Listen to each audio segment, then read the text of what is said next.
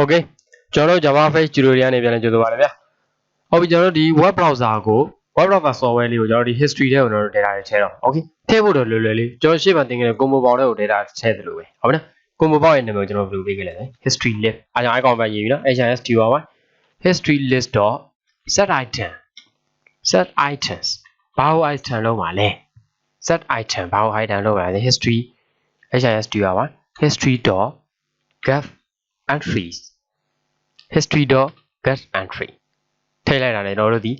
ဒီ combo ပေါက်ထဲကို item တွေတစ်ခုချင်းလာပြီးတော့ access လုပ်လိမ့်မယ်။တွားသမျှ entry တွေကို access လုပ်လိမ့်မယ်။ Okay မနော်။ဟုတ်ပြီကျွန်တော်တို့ entry ရောက်တာဟုတ်ပြီ။ဒီမှာတော့ run ထားတဲ့ application ဒီထဲကိုနှိပ်တယ်။ဒီကောင်တစ်ခုနှိပ်လိုက်တယ်။ဒီလေးကိုနှိပ်လိုက်တယ်ဒီလေးကိုပြန်သွားချင်တယ်ဒီလေးအဲ့ဒီတော့လည်းသူ့ကိုကျွန်တော်တို့ဘာလုပ်ပြရမလဲ။ on action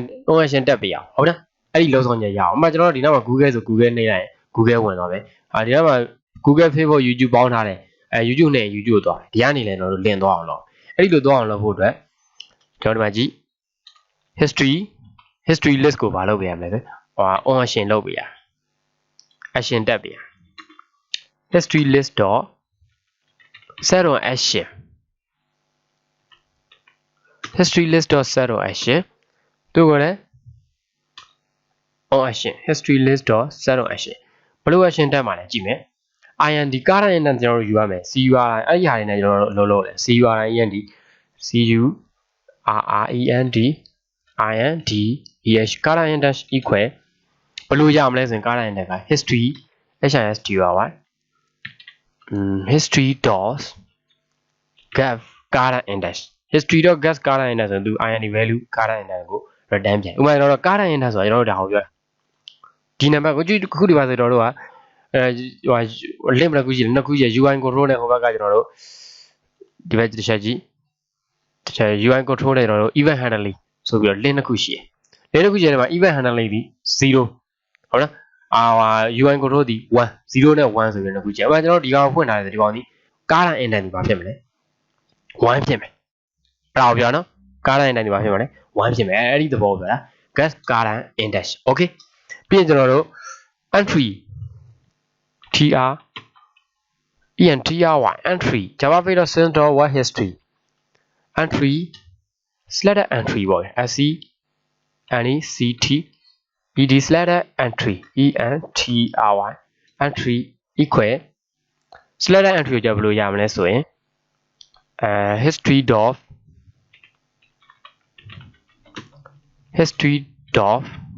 get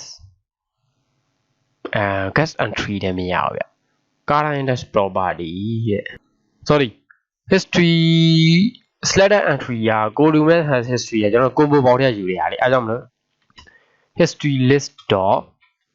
get value ဆိုကျွန်တော်တို့ selected ကျွန်တော်တို့ယူထားတဲ့ဟာကိုရပြီဆိုမှကျွန်တော်တို့ int selected index ပေါ့ SENECT ed selected INDEH index equal index equal တို့ဘာရမလဲဆိုရင် HISTORY history dot get index history dot get entry history dot get entry dot index of ဟုတ်လား index of ဆိုတာကျွန်တော်တို့ယူထားတဲ့ကျွန်တော်တို့ပေးထားတဲ့ entry ရဲ့ index number ကိုကျွန်တော်ပြန်ရှာချင်တာအဲ့လိုရှာတာနော် index of ဘာကိုရှာမလဲဆိုရင် selected entry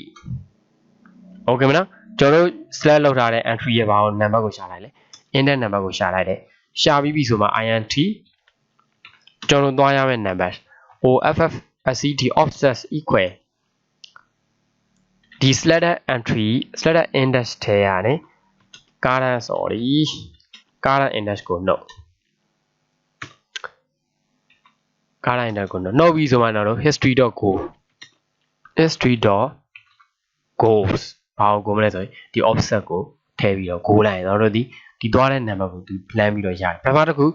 တစ်ချက် combo ပေါက်ထဲကိုကျွန်တော်တို့ဗာထည့်ဗာသိမ်းလဲကျွန်တော်တို့သွားခဲ့တဲ့ history ရဲ့ entry ကိုဗာလုပ်လဲသိမ်းတယ်သိမ်းပြီးတဲ့ entry ကိုမှကျွန်တော်တို့ကပြန်ရှာတယ်ရှာပြီးမှသူ့ကိုသွားတဲ့အစီအစဉ်လို့ okay ကဲကျွန်တော်တို့ဒါ base angle တစ်ချက်ပြန်နေကြနော် base angle တစ်ချက်ပြန်နေ video ဆိုခဏဆော့ သွားနေတော့ finish that video ရပြီ right click နဲ့ run file right click နဲ့ run file ဟုတ်ပြီကျွန်တော်ဘာမှမသွားတော့ open နဲ့ပဲကျွန်တော် link လေးဖွင့်လိုက်မယ်ခုနလိုပဲdesktop javaFx ဒါ tutorial ပွားရဲ့ offline file တွေရတဲ့ environment နှစ်ချက်တော့ဖွင့်လိုက်3ခုဖွင့်မယ်နော်ကျွန်တော်3ခုဖွင့်မယ် link တစ်ခုရှိသွားရင်နော် okay link တစ်ခုရှိသွားရင်မဖွင့်ခင်တစ်ချက်ကြည့်လိုက်ကျွန်တော် link တစ်ခုဖွင့်လိုက်တယ်အော်တွေ့လားကိုမပေါင်းတော့ link တစ်ခုရောက်သွားရင်နော်ဒါအရှိကြီးဖြစ်နေပြီးမှကျွန်တော်ပြန်ပြင်မယ် okay နောက်တစ်ခုတစ်ချက်သတိထားမယ်နော်ဝင်သွားတယ်ဒီကောင်က0နဲ့သွားလိမ့်မယ် internet number array သဘောတရားပဲဟုတ်ပြီနော် environment ဟုတ်ပြီနောက်တစ်ခု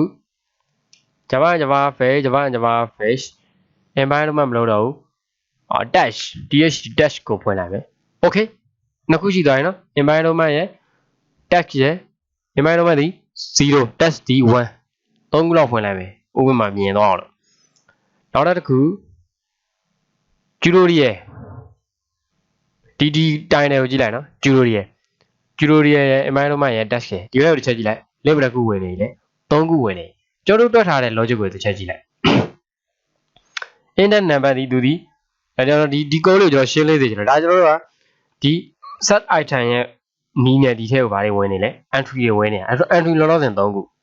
ဟုတ်နော် entry လောလောဆယ်ပါတော့3ခုကဲအပေါ်ဆုံးကောင်နှိပ်လို့အပေါ်ဆုံးကောင်သွားခြင်းတယ်အပေါ်ဆုံးကောင်ရဲ့ internet number ဒီဘယ်လောက်လဲ0ဟုတ်နော်ဒီမှာလေး environment ဆိုတာတွေ့လား environment ဒီကောင်ဒီdash ဒီကောင်ဒီ 0တွေ okay အပေါ်ဆုံးကောင်ရဲ့ internet number ဒီပါလဲဆိုရင်0 1 2 okay ကျွန်တော်ဒါနှိပ်လိုက်တာနဲ့ကျွန်တော်တို့ဘယ်သွားမှာလဲ0သွားမှာအဲ့ဘယ်လိုရှာလဲဆိုကြည့်လိုက် current index ဒီနေရာမှာရှင်းကြည့်မယ်နော် IND current index ကို history.gas current index လောလောလတ် index ကိုရှာလိုက်တယ်ဒီ current index ဒီနေရာမှာဘာဖြစ်နေလဲဆိုရင်0 1 2 2ဖြစ်နေနော်နောက်ဆုံးက0ရဲ့နောက်ဆုံးဖွင့်ခဲ့တဲ့ဟာ2ရပြီဟုတ်ပြီ what history ကျွန်တော် entry ကိုယူတယ် entry.gas value ကျွန်တော်ဒါယူလိုက်ရင်တော့ဒီပါ environment ဆိုတဲ့ဟာကိုရပြီဒီ code ကိုရနော်ယူလိုက်ပြီ environment ရ environment ဒီ internet number ဘယ်လောက်လဲ0 okay select index ကိုရှာတယ်ဒီ select ကျွန်တော်ယူလိုက်တဲ့ဒီကောင်ရဲ့ index ကိုရှာလိုက်တော့ဘာရလဲ0ရတယ် okay နော်0ရတယ်0ရတော့ပါ select index 0တွေကနေဘာကိုနှုတ်တာလဲဆိုရင် current index ကဘယ်လောက်လဲ2 3ညာတွေကနေ2နှုတ်တော့ဘယ်လောက်ကျန်3ညာတွေကနေ2နှုတ်လို့မရဘူးနော်နှုတ်လို့မရ -1 ပြီအဲ့ဒီသဘောတရားကဲ okay ကဲဗျာနမူနာကျွန်တော်ကြည့်မယ်0တွေကနေ2နှုတ်တော့1နဲ့ -1 နဲ့ပဲသွားတယ်ပါဟုတ်ပြီနော်1နဲ့ -1 ပဲကဲဒီကောင်ကိုနေလိုက်ပြန်0ဒီကောင်1နဲ့မြန်ရေးနေတာမသိဘူးဒါဆို1နဲ့ကနေတော့ဘယ်လောက်2 3 1နဲ့ကနေ3နှုတ်ရင်2ဖြစ်သွားအဲ့2နဲ့လည်းတော့သွားလို့မရဒီမှာ test ကိုနေလိုက် test ကိုနေလိုက်ကျွန်တော်တို့လောလောလတ်လတ်sorry ဆိုတော့ဒီက internet number တွေ chain နေမှာ1နဲ့0နဲ့ပဲတော့ဘာဖြစ်နေမှာလဲလှည့်ပြီးတော့ chain နေမှာ okay နော်အဲ့ကြောင့်တော့ဒီ code လေးကိုနားလဲသိကြတယ်ဗျF နဲ့ format chart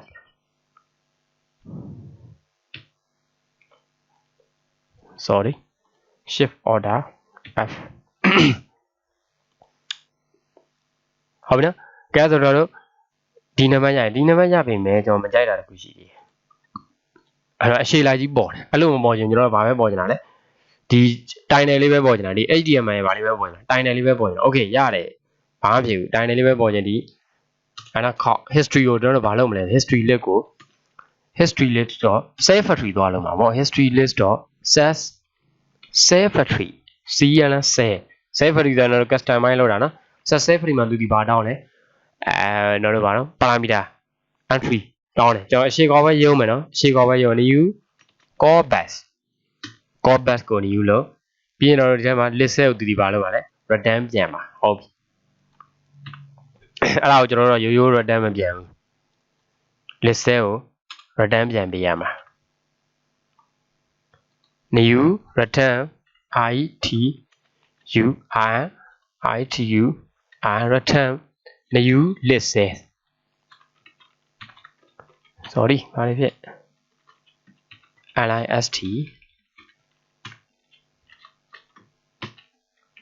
listကလော်ကြီးလင်းတယ် new list ဟုတ်နော် new list မှာတော့ဘာကိုထည့်ထားလဲ entry ထည့်ထားတဲ့ new list ကို return ပြန် okay curly brace ပိတ်သူကဘာဖြစ်လဲဆိုရင် statement ဖြစ်နေတယ်သူ့ကိုဟိုလုပ်ပြန်ရတော့ return statement မရေးရသေးဘူး ဒီ list ထဲမှာကျွန်တော်ဗာထည့်မယ် entry entry ဟုတ်ပြီနော် okay entry ထည့်ပြရတယ် control space နဲ့ဘာကို override လုပ်မလဲဆို update itemကို override လုပ်ဟုတ်နော်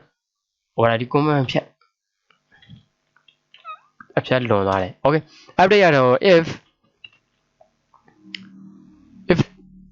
not empty ဟုတ်နော် empty မဟုတ်ဘူးဆိုမှ empty not emptyမဟုတ်ဘူး item equal နာအော် right ပေးဦးမယ် run ထားတဲ့ software ပေးလိုက်ပါနော်ဟုတ်ပြီနော် if not empty မဟုတ်ဘူးဆိုရင် string string တော့ဘာလုပ်လဲဆိုတိုင်းတယ် ti page တိုင်းတယ်ပေါ့ page page ကျွန်တော် page တစ်ခုတော့ရဲ့လိပ်စာကိုမယူ ti tn တိုင်းတယ် page တိုင်းတယ် equal item တော့ဘာ item လဲဆို entry ဥစ္စာကိုအားကြောင့်ကျွန်တော် gap တိုင်းတယ်ဗျာပြီးပြီဆိုရင်တော့this set dash မှာတော့ဘာထည့်လိုက်မလဲ page တိုင်းတယ်ကိုထည့်လိုက် okay နော် data လေးပဲတော့တွေ့လားဒီနှစ်ကြောင်းလေးပဲ override လုပ်ပြီးဘာလုပ်ပြလိုက်လဲရေးပြလိုက်တယ် base ကလေးတစ်ချက်ပြန်နေ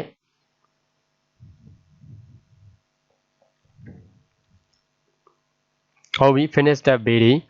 right click နဲ့ run file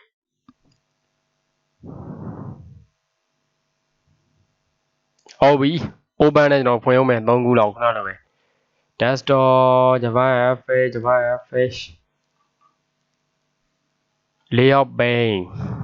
နှစ်ခုရှိသွားတစ်ခုရှိသွားရင်နော်ပြီးရင်နောက်တစ်ခု desktop javaFx ရွာလို့လေးနေရတယ်ကွာကွန်ပျူတာ image နှစ်ခုရှိသွားရင်ကြည့်လိုက်မယ်အော်တွေ့လားခုနလိုရှေ့လိုက်မပေါ်တော့ဘူးဘာရဲ့လုံဆောင်ချက်လဲ success factory ရဲ့လုံဆောင်ချက်အဲ့လိုကျွန်တော်တို့မျက်စိတွေကွဲနေရမယ် combo box list view table view tree table view tripod အော်နော်ဘာနေကျွန်တော်တို့ success factory ကိုအတန်တန်လေးလာခဲ့တယ်โอเคနော်အဲ့ကြောင့်မှကျွန်တော်တို့ software ရေးနေမှာနိုင်နေတယ်ဒါဆိုဒါတွေအောင်ဆိုင်နေရတယ်ကျွန်တော်ဘာမှမတွေးနိုင်ဘူး logic တွေရောပါရောရှုပ်ချက်တွေခတ်နေတာ okay မယ်နော် okay thank you ဗျ